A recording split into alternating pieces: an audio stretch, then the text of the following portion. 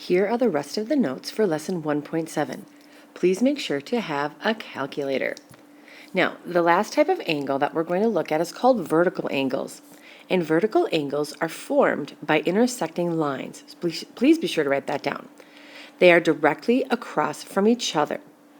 So if you have intersecting lines, then the angles that are directly across from each other are congruent. So it says then angle 1 is congruent to angle 2, and angle 3 is congruent to angle 4. On a picture, you would want to mark arcs for those congruent angles, and that's definitely not an arc. Let's fix that. So if we just do like a little arc on angle 1 and an arc on angle 2, that shows on the picture that they're congruent. But if 3 and 4 are also congruent, we would put a double arc for those. Also recognize that some of the other terminology from 1.7 applies here. Something else to note is that we have linear pairs. For example, measure angle 1 plus the measure of angle 3. If they're a linear pair because they form a straight line, they would add up to 180 degrees. So that's some of the terminology we talked about last week. The diagram shows how glass lenses change the direction of light rays passing through a telescope. What is the value of x, the angle formed by the crossed outermost light rays through the focal point? We can see on the picture that we've got two measures of 11 degrees on that left-hand side. So as the light is coming into the telescope, it changes kind of course and then goes out through that focal point, and then you can see it. Now notice the two lines where the focal point meets in the middle right here are intersecting. We've got this line and this one. So down below, we show that with a little bit more detail. The arc that's formed, or the angle that's formed here, is 2 of those 11 degrees, kind of like that top and bottom, for a total of 22 degrees. We just get that by adding them together. Recognizing that directly across from that, x is a vertical angle, it would have the same measure. Some of the homework, as long as you can recognize that they're vertical angles, you just match the angle up, and it's that simple. Other problems, we'll have to do a little bit of algebra, so let's take a look at a couple of those.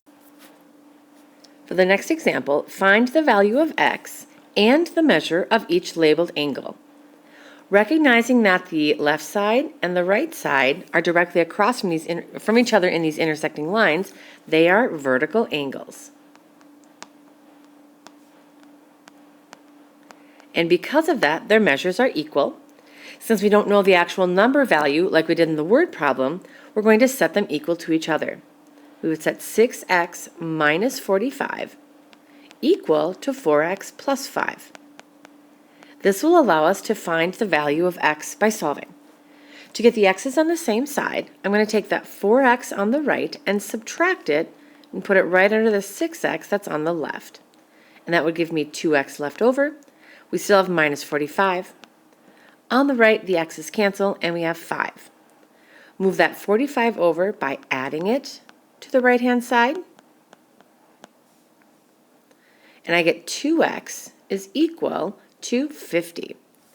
Now to get x by itself, if we divide both sides by 2, I'm running out of space here, so I'm going to move my page over just a little bit, and we would get x is equal to 25.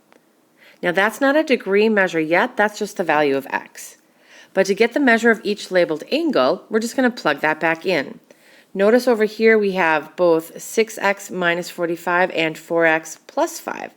We just need to plug in x to prove that they're the same amount. For 6x minus 45, if I take 6 times 25 minus 45, 6 times 25 is 150. And if we subtract 45, we get 105. A great way to check your work is to then plug x into the other side, that x over here on the right, and hopefully we get the same measure. 4 times 25 plus 5. 4 times 25 is 100 plus 5, and guess what? We do get the same thing. That's an indicator that your value for x is correct. Down below, I'd like you to try question 2b. It's the same idea. Find the value of x and then the measure of each labeled angle. So you try first, pause the video, try it, and then press play when you're done. When I set 8x minus 20 equal to 5x plus 37, I was able to evaluate x to equal 19. Like the problem up above, it says find the measure of each labeled angle after that. I plugged in 19 for x on the left side, and I got 132 for that angle. And then I did the same thing on the right for x, 5x plus 37, and I also got 132. That would indicate that those vertical angles are congruent. Our final example in the video lesson is reasoning. If angles 2 and 3 are complementary, how could you use the vertical angle theorem to figure out what angle 1 equals? Ultimately, we want to figure out that angle measure. Let's see what we know. If angles 2 and 3 are complementary, that was one of our vocabulary words from Friday. That means they add up to 90 degrees. The measure of angle 2 plus the measure of angle 3 is equal to 90 degrees. On the picture, I see a 30-degree measure that's directly across from angle 2. That's a vertical angle. We know that if this angle is 30 degrees, then angle 2 would also equal 30 degrees. And that's because of the vertical angle theorem. And I'm going to abbreviate that by just putting VAT, vertical angle theorem. If that's true, we could actually take that value and substitute it into the formula up above, making that 30 degrees plus the measure of angle 3 equals 90. To get angle 3 by itself, we're just going to move 90 to the other side, and the measure of angle 3 would have to equal 60. Here's why that's helpful. If angle 3 is 60, notice how angle 1 is formed by intersecting lines right across from it. Then the measure of angle 1 is also 60. Because of that, once again, vertical angles theorem. And that's it for lesson 1.7.